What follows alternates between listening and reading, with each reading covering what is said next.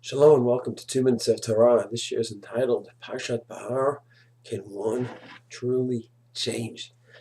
Rashi at the end of the Parsha is the most unique one. I don't think there's another one like this in the whole Torah. Rashi explains this Michut Parshiyot, why each chapter, each paragraph in Behar leads into the next one.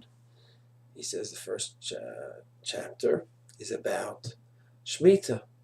I want us to keep the laws of Shemitah. And Rashi says, what happens if one doesn't? He says, I don't want this in my land, I'm not giving it to anyone. So then it leads naturally into the next discussion, which is a person who has to sell his movable objects. And therefore, the next paragraph discusses the laws of selling objects.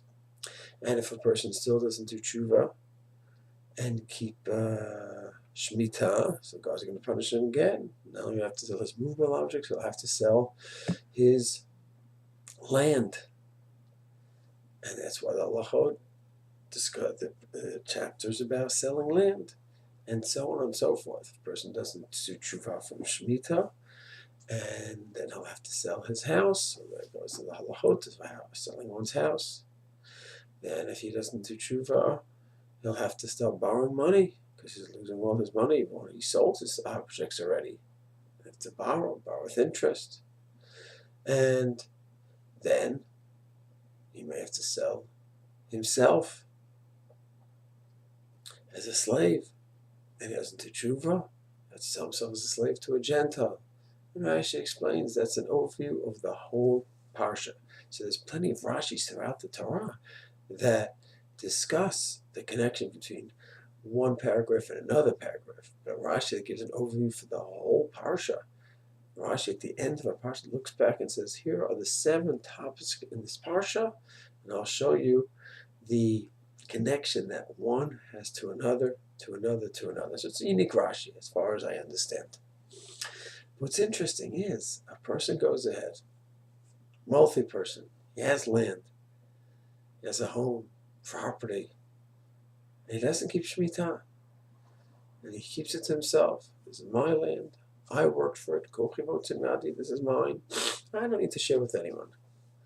And he's brought so low, where he has to sell his objects, his land, his house. He has to start borrowing with interest. He has to sell himself as a slave. You're telling me he's going to have to go from one step to another step to another step, and he still won't get it? Is it really such a possibility that God could go ahead and give him so many wake-up calls, and he just doesn't get it? Is this a theoretical case, or is this a real possible case? The answer is it's a real possible case for a person to go ahead and see reality and make a true change in himself or herself is sometimes a Herculean task.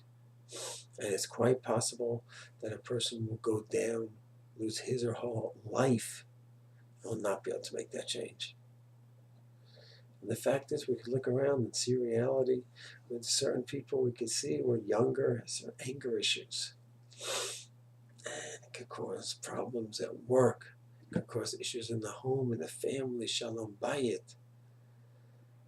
Problems, distance from the children. And you want to just shake up the person. And don't you understand that this didn't just happen by accident, all your tragedies in your life? There's a need, there's an issue to work on. And it's quite possible that what one could see from the outside, the person himself just cannot see. A person could go ahead as certain ideas, even how to make peace here in the Mideast, and no, we have to give up land, and then we'll make peace with our neighbors. And it's an interesting theoretical idea. There are great rabbis that did hold that way. We're not going to discuss the halachot right now, but you have to see, even if one holds halachically such a thing could be done, is there anyone to work with? And is that a model that still could work in 2016? So, first I have to really look at it rationally, but the facts, it doesn't seem like there's another side. And yet sometimes a person just says, no, we have this model, that's what works, and we just cannot hold on to the land, we give it up, and then it's going to be peace, right? Is that a rational assessment? It requires a lot of real good analysis if what may have worked 40 years ago with Sadat, is there a similar Metzias, even assuming one halachically holds that it's fine. But sometimes it's hard to change your position. It could be a political position. It could be a certain midah, a certain trait.